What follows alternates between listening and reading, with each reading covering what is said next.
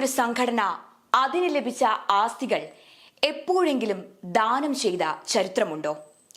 Bucket നീട്ടിയും ഭീഷണിയിലൂടെയും ബലം പ്രയോഗിച്ച് പിരിച്ചും കോടിക്കണക്കിന് രൂപയുടെ ആസ്തികൾ സമ്പാദിച്ച സംഘടനകൾ പോലും വീണ്ടും വീണ്ടും വാരിക്കൂട്ടി ആസ്തി വളർത്താൻ ശ്രമിക്കുന്നതായാണ് നമ്മുടെ പൊതു അനുഭവം.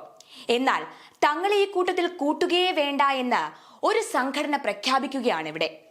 പുതുചരിത്രം രചിക്കുന്ന ആ സംഘടനയുടെ പേരാണ് സേവാഭാരതി.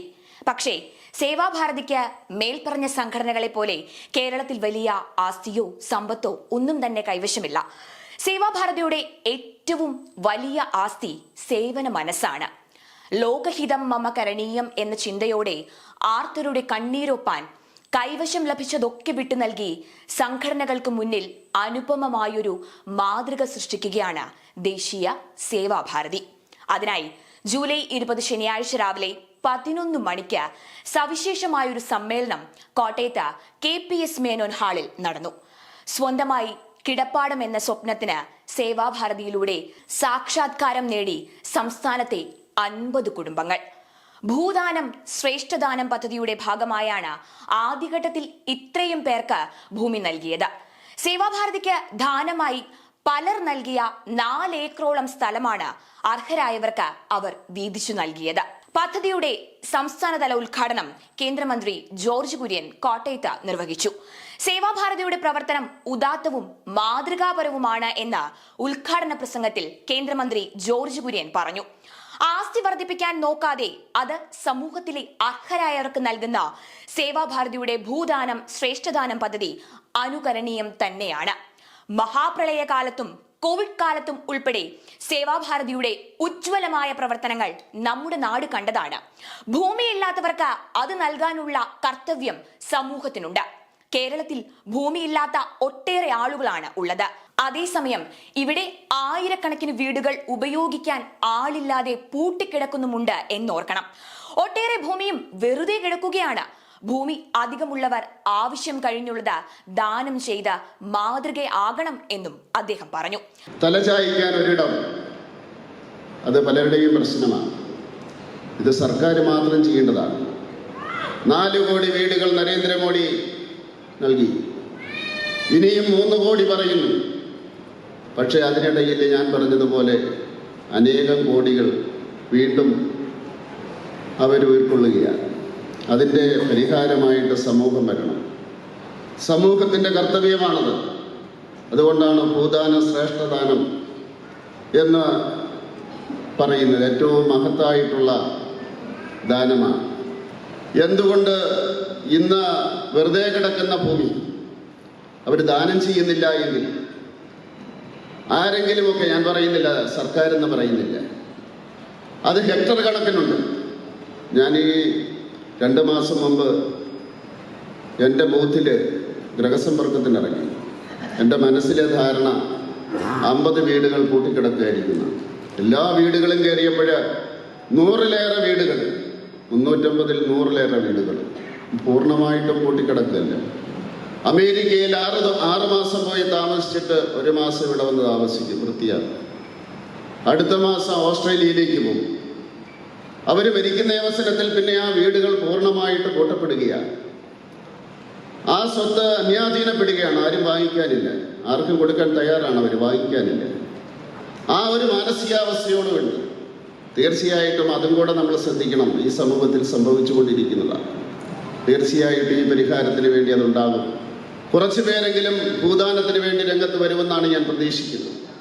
രാഷ്ട്രീയ സ്വയംസേവക സംഘത്തിൽ നിന്ന് പ്രവർത്തകർക്ക് സ്വാഭാവികമായി കിട്ടുന്നതാണ് സേവന മനോഭാവമെന്നും അതിന്റെ മൂർത്തരൂപമാണ് സേവാഭാരതി എന്നും മുതിർന്ന RSS പ്രചാരകൻ S. സേതുമാധവൻ പറഞ്ഞു.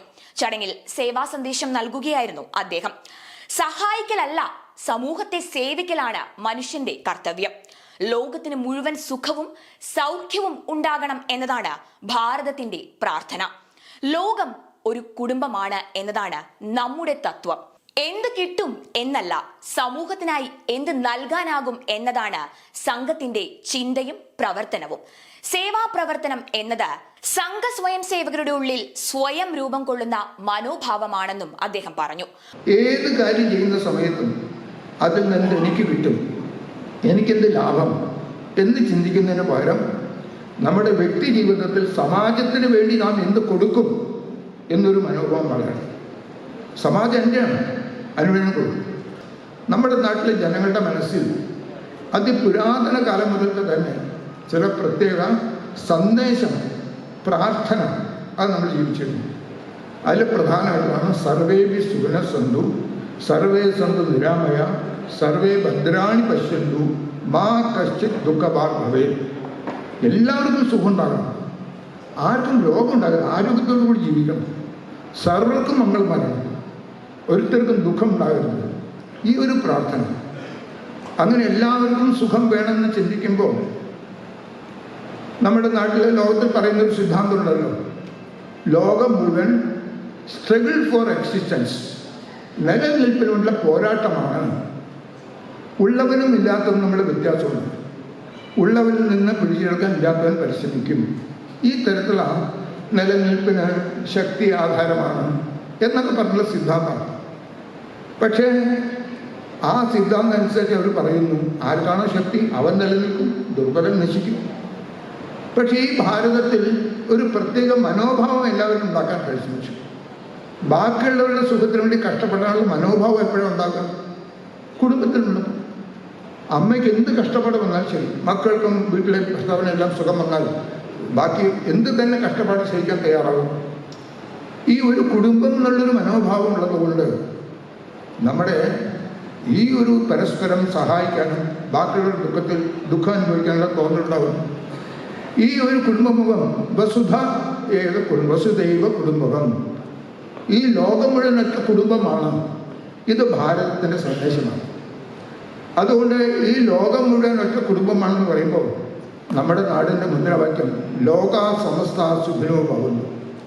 എനിക്ക് സുഖമുണ്ടാകണം, എൻ്റെ കുടുംബത്തിന് സുഖമുണ്ടാകുന്നതിന് പകരം ലോകം മുഴുവൻ സുഖസന്തോഷത്തോടു കൂടിയിട്ട് ഈ ഒരു സന്ദേശത്തോടു കൂടി ദീർഘകാലം സഹസ്രാബ്ദങ്ങൾ നമ്മുടെ നാട് ലോകത്തിൻ്റെ ഗുരുസ്ഥാനത്ത് നിലനിൽക്കും. ഭൂദാനം ശ്രേഷ്ഠദാനം തുടർ പദ്ധതിയാണെന്നും ഇത് സമൂഹം ഏറ്റെടുക്കുന്ന ഒന്നായി മാറുമെന്നും സേവാഭാരതി സംസ്ഥാന പ്രസിഡന്റ് ഡോക്ടർ രഞ്ജിത്ത് വിജയഹരി അധ്യക്ഷ പ്രസംഗത്തിൽ പറഞ്ഞു. തലചായ്ക്കാൻ ഒരിടം എന്ന ആ ഒരു ആശയം അടിസ്ഥാനപ്പെടുത്തി വീടുകൾ നിർമ്മിച്ചു നൽകിയപ്പോൾ നമ്മൾ മനസ്സിലാക്കിയ ഒരു കാര്യം, ഒരു തുണ്ട് ഭൂമി ഉള്ള ഒരാൾക്ക് വീട് വെച്ച് കൊടുക്കാൻ സാധിക്കും. പക്ഷെ ഭൂമി ഇല്ലാത്ത ഒരാൾക്ക് ഒരു വീട് വയ്ക്കുക എന്ന് പറഞ്ഞാൽ ഇരട്ടി ഭാരം സംഘടന വഹിക്കേണ്ടി വരുന്നു. അപ്പൊ അങ്ങനെയാണ് ഈ ഒരു ആശയത്തിന് ഒരു മൊമെന്റം വരണം എന്ന് ഉള്ള ആ ഒരു ആഗ്രഹം വന്നത്. തീർച്ചയായിട്ടും ഇതൊരു തുടർക്കഥയാണ്, ഇതൊരു ട്രെൻഡായിട്ട് മാറുന്നു. സമാഹരിച്ച് ഹോർഡ് ചെയ്ത് നമ്മുടെ ഏക്കർ കണക്കിന് ഭൂമി വെച്ചിരിക്കുന്ന സമയത്ത് ഇല്ലാത്തവർക്ക് കൂടി കൊടുക്കാനായിട്ടുള്ള ആ ഒരു മനസ്സ് ഈ ഒരു കർമ്മം കണ്ടെങ്കിലും, ഈ ഒരു ചടങ്ങിനെ പറ്റിയുള്ള അറിവ് ലഭിച്ചിട്ടെങ്കിലും ആൾക്കാരിൽ ഉണ്ടാകണം. അതൊരു മോട്ടിവേഷനായിട്ട് സമൂഹത്തിലേക്ക് നമുക്ക് കാട്ടിക്കൊടുക്കുവാനും സാധിക്കണം. ചടങ്ങിൽ കേന്ദ്രമന്ത്രി ജോർജ് കുര്യൻ, സംവിധായകൻ ആർ ജയരാജ് എന്നിവരെ ആദരിച്ചു. പദ്ധതിയിലേക്ക് ഭൂമി ദാനം ചെയ്തവർക്ക് കേന്ദ്രമന്ത്രി George Kurian, S Sethumadhavan, S Ramanunni, R Jayaraj, P Gopi തുടങ്ങിയവർ ചേർന്ന് ആദരവേകി. പദ്ധതിക്കായി ഭൂമിദാനം ചെയ്തവരിൽ നിന്നും അതിന്റെ രേഖകൾ എസ് രാമനുണ്ണി ഏറ്റുവാങ്ങി.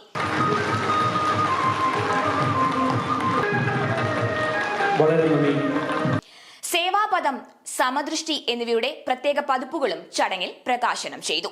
സംവിധായകൻ ആർ ജയരാജ്, സേവാഭാരതി സംസ്ഥാന രക്ഷാധികാരി ഡോക്ടർ പി ബാലചന്ദ്രൻ, സംസ്ഥാന വൈസ് പ്രസിഡന്റുമാരായ doctor E P. Krishnan Namboothiri, D Vijayan, RSS പ്രാന്തീയ കാര്യകാരി അംഗവും പ്രചാരകനുമായ എസ് രാമനുണ്ണി, കോട്ടയം വിഭാഗ് സംഘചാലക് പി ഗോപി, എ കൃഷ്ണമൂർത്തി തുടങ്ങിയവർ ചടങ്ങിൽ പ്രസംഗിച്ചു.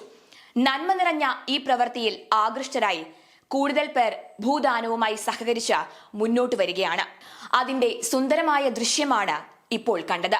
തൃക്കാക്കര നിവാസിയായ കൃഷ്ണമൂർത്തി കോട്ടയത്ത് സ്വന്തം ഉടമസ്ഥതയിലുള്ള 70 സെന്റ് ഭൂമിയാണ് മാടപ്പള്ളി ശ്രീ ഭഗവതി ക്ഷേത്ര സന്നിധിയിൽ വെച്ച് സേവാഭാരതിക്ക് കൈമാറിയത്.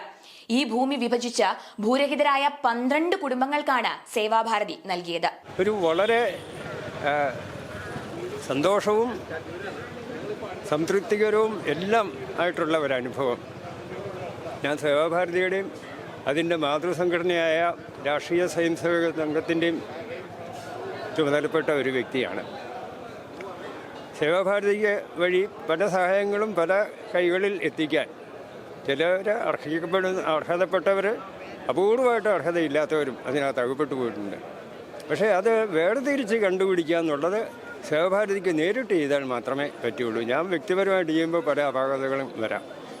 അപ്പോൾ അങ്ങനെ സേവാഭാരതിയെ പല കാര്യങ്ങളും ഏൽപ്പിച്ച് അക്കൂട്ടത്തിൽ ഇങ്ങനെ പൂർവിക സ്വത്തായിട്ട് കിട്ടിയത് അതെൻ്റെ മക്കൾ വളരെ സന്തോഷത്തോടു കൂടി എന്തു വേണമെങ്കിലും ചെയ്തോളൂ, ആ സ്ഥലം വെച്ച് ഇഷ്ടംപോലെ ചെയ്യാം എന്ന് അനുവാദം തന്നതുപോലെ തന്നെ വലിയൊരു കാര്യം.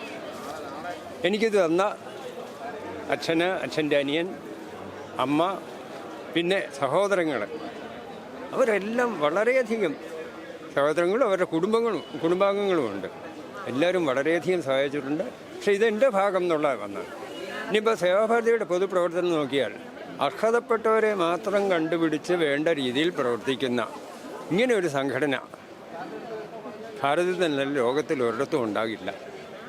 ഇപ്പോഴങ്ങനെയുള്ളൊരു സംഘടനയെ ഭൂമി കൈവശം ധാരാളമുള്ളവർ ഏൽപ്പിച്ചാൽ അതിൻ്റെ ഒരു ഭാഗം മുഴുവൻ വേണമെന്നൊന്നുമല്ല, ചെറിയൊരു ഭാഗമാണതിന് മതി. അത് ഭൂമിയില്ലാതെ അതുകൊണ്ട് വീടില്ലാതെ കഴിയുന്ന പലർക്കും വലിയ ആശ്വാസമുണ്ടാക്കും. സേവാഭാരതി അതിൻ്റെ പ്രവർത്തനം വഴി വീടുകൾ ഉണ്ടാക്കി കൊടുക്കാനുള്ള ശ്രമം നടത്തുന്നുണ്ട്. അങ്ങനെ വരുമ്പം സമൂഹത്തിൽ പൊതുവേ ഒരു സമൂല പരിവർത്തനം വരുത്താൻ സാധിക്കുന്ന ഒരു വലിയ സംഘടനയാണ് സേവാഭാരതി. അതിൻ്റെ പ്രവർത്തനം ഇങ്ങനെ തുടരട്ടെ. സമൂഹത്തിൽ ചെറുപ്പവലിപ്പ ഇല്ലായ്മ, ഒന്നുമില്ലാതെ കഷ്ടപ്പെടുന്നവർ അങ്ങനത്തെ ഉള്ള ഇതില്ലാതെ വരിക, അങ്ങനെയൊക്കെയുള്ളൊരു സമയം ലോകം വരുമ്പോൾ മാത്രമേ നമ്മുടെ ജന്മം സഫലീകൃതമാവുകയുള്ളൂ. അപ്പോൾ ലോകം മുഴുവൻ ശാന്തി വരുത്താൻ ഇങ്ങനെയുള്ള പ്രവർത്തനങ്ങൾ വളരെ ആവശ്യമാണ്. അതിന് എല്ലാ ആശംസകളും സേവാഭാരതിക്ക് നേർന്നുകൊള്ളുന്നു. അതിവിശിഷ്ട വ്യക്തിത്വങ്ങളുടെ സാന്നിധ്യത്തിൽ നടന്ന ഭവ്യമായ പരിപാടിയിൽ ഇതുൾപ്പെടെ 50ഓളം ഭൂരഹിതർക്ക് സേവാഭാരതി സസ്നേഹം ഭൂമി സമ്മാനിച്ചതിലൂടെ സംസ്ഥാന തലത്തിൽ ഭൂദാന യജ്ഞത്തിന് ഔദ്യോഗികമായ തുടക്കം കുറിച്ചിരിക്കുകയാണ്. ഏവരും ഈ മഹത് പ്രവൃത്തിയുടെ ഭാഗമാകുക. ഭൂദാനം ശ്രേഷ്ഠദാനം.